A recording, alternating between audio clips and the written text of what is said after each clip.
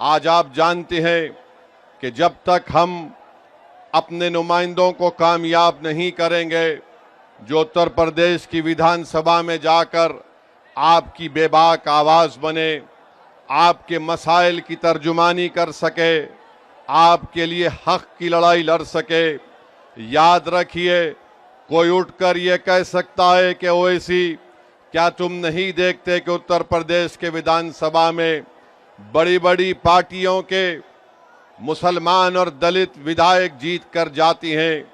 मेरे अजीज दोस्तों और बुजुर्गों, मुझे यहाँ पर मान्यवर कांशीराम याद आते हैं।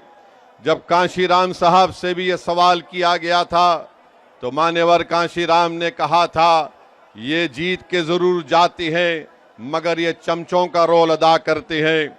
तो मैं आपसे अपील कर रहा हूं कि आप मुत्तहिदा तौर पर अपने वोट का सही इस्तेमाल अपनी एक सियासी लीडरशिप को मजबूत करने के लिए कीजिए।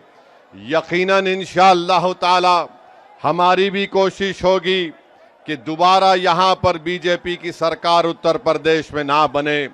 मगर याद रखिए, इस बात को याद रखिए कि ये जिम्मेदारी सिर्फ मुस्लिम अक़लियत के कंधों पर रखी नहीं जा सकती है।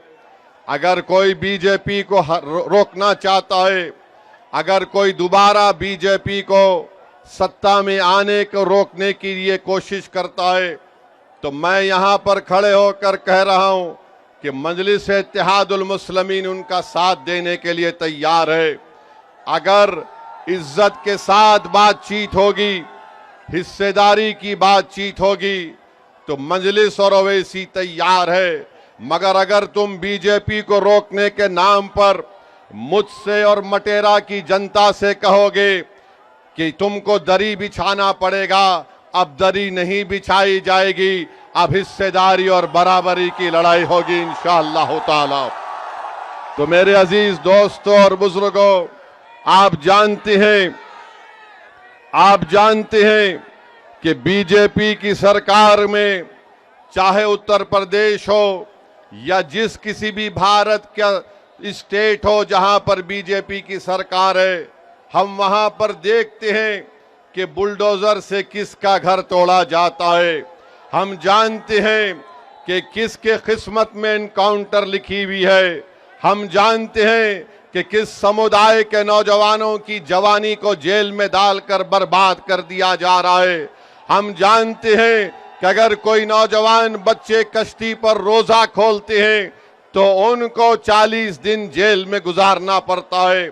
मेरे अजीज दोस्तों और बुजुर्गों, यही नाइंसाफी के खिलाफ मजलिस और ओवैसी लड़ती है। इसीलिए आज हम पर इल्जाम लगा दिया जाता है। अरे इल्जाम लगाने वालों, तुम जितना इल्जाम लगा सकते लगा लो, मगर हम अपनी लड़ाई से पीछे हटने वाले नहीं हैं।